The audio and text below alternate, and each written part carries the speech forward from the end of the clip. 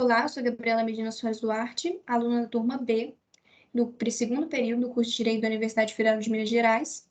E neste vídeo eu vou responder a prova de Teoria Geral de Direito Privado 1, na qual o professor Brunello Stancioli nos pede para tratar de algum tema inédito que diga respeito à matéria do semestre. Eu e meu grupo, composto por mim, pelo Lucas Marcelino Souza Miranda, pela Marcela Cunha de Jesus e pela Vitória Emanuele Lopes Gomes de Oliveira, trataremos de alguns casos especiais relacionados ao fim da personalidade civil da pessoa natural. Pois bem, o ordenamento jurídico brasileiro, no artigo 6º do Código Civil, entende o fim da pessoa natural com a morte.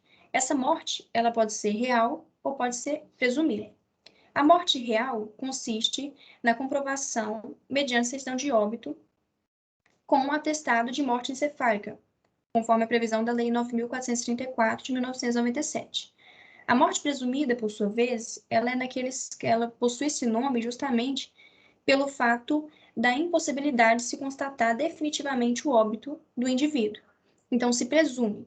Essa presunção ela pode vir com declaração de ausência, e a previsão está no artigo 6º do Código Civil, que diz, continuando, presume-se esta, quanto aos ausentes, nos casos em que a lei autoriza a abertura de sucessão definitiva, e ali é aberto um processo judicial que define a curadoria, a sucessão provisória, a sucessão definitiva e, por fim, declara a morte deste ausente.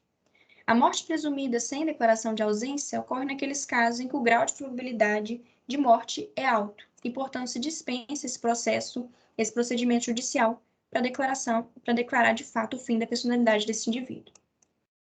Entendida o contexto em que o ordenamento jurídico brasileiro define como fim dessa personalidade, nós podemos tratar de alguns casos não só interessantes, mas também conflitantes com a realidade religiosa, ética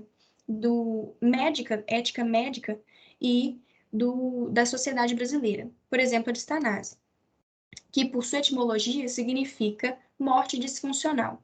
Maria Helena Diniz, na literatura, diz: considera a distanase como um prolongamento exagerado da morte de um paciente terminal ou um tratamento inútil, que não visa prolongar a vida, mas sim o processo de morte. Então, a distanase é presente naquele contexto em que se tem uma pessoa cientificamente diagnosticada com uma doença em estágio terminal, e ali a prática, o posicionamento médico é de insistir em procedimentos inúteis, fúteis para o quadro, como já foi atestado, na tentativa de reverter um quadro que não se pode fazê-lo.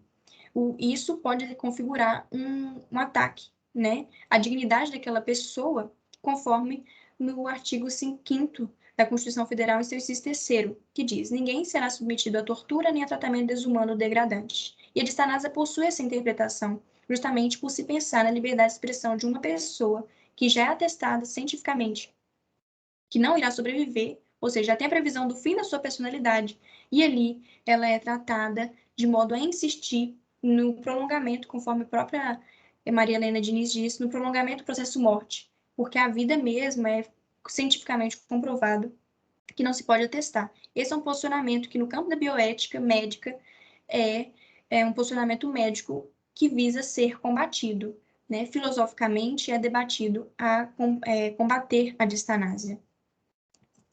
A ortotanásia, por sua vez, é também um procedimento médico regulamentado pela Resolução 1805 do Conselho Federal de Medicina, que diz: é permitido ao médico limitar ou suspender procedimentos e tratamentos que prolonguem a vida do doente em fase terminal, de enfermidade grave ou incurável, respeitada a vontade da pessoa ou de seu representante legal. Então, diferentemente da distanase, em que se tem, de modo bem pejorativo e violento, o prolongamento do processo morte, e aqui a distanase necessariamente não se considera de fato a vontade da pessoa, a ortotanásia é aquele procedimento que visa efetivar a qualidade de vida daquele indivíduo enquanto ele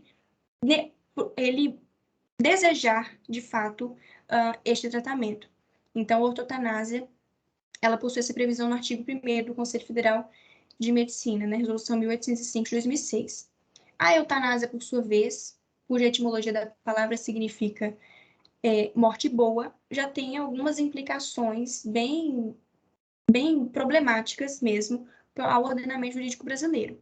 Não somente morte boa ela significa, mas a eutanásia também é defendida pelo direito de a pessoa acessar a sua própria personalidade natural. Então, no Ocidente, por exemplo, na Bélgica, na Holanda, a eutanásia ela não é considerada crime, mas no ordenamento jurídico brasileiro ela sim constitui tipos criminais previstos nos artigos 121, 122 e 135 do Código Penal, né? Podendo aí constituir crime de negligência, crime de indução ao suicídio e de homicídio, né? Aqui nós vemos claramente o quanto que o ordenamento jurídico brasileiro ele não envolve somente questões judiciais e os fatos concretos, até mesmo do fim da personalidade natural, ela envolve a consideração da dignidade humana, da liberdade de expressão da pessoa até no último momento de vida. O que é a eutanásia, né, é basicamente um discurso de liberdade de expressão, mas que, na verdade, ao mesmo tempo, essa prática ela é oprimida pelo ordenamento jurídico brasileiro, que defende essa liberdade, mas a eutanásia ela é considerada um crime de homicídio. Então, aqui a gente vê um problema, né, que talvez a sociedade brasileira demore muito ainda para resolver, justamente pela fundamentação da sociedade ética, religiosa, cultural mesmo. Outro assunto interessante para se tratar o fim da personalidade natural é a comoriência, cuja previsão está no artigo 8 do Código Civil.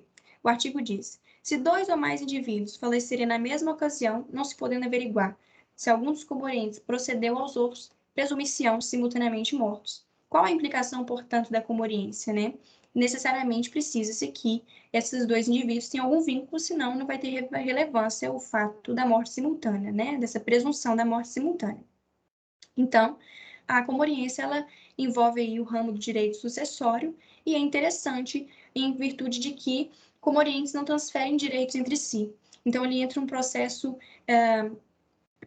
diferente do direito sucessório. Pai e filhos morrem juntos. Aquele filho, ele vai ter o direito de receber herança, por exemplo, os filhos deste filho que faleceu, ele vai ter o direito de receber herança do seu pai? Não necessariamente, uma vez que comorientes não transferem direitos entre si. Aqui as referências bibliográficas e eu agradeço em nome do grupo.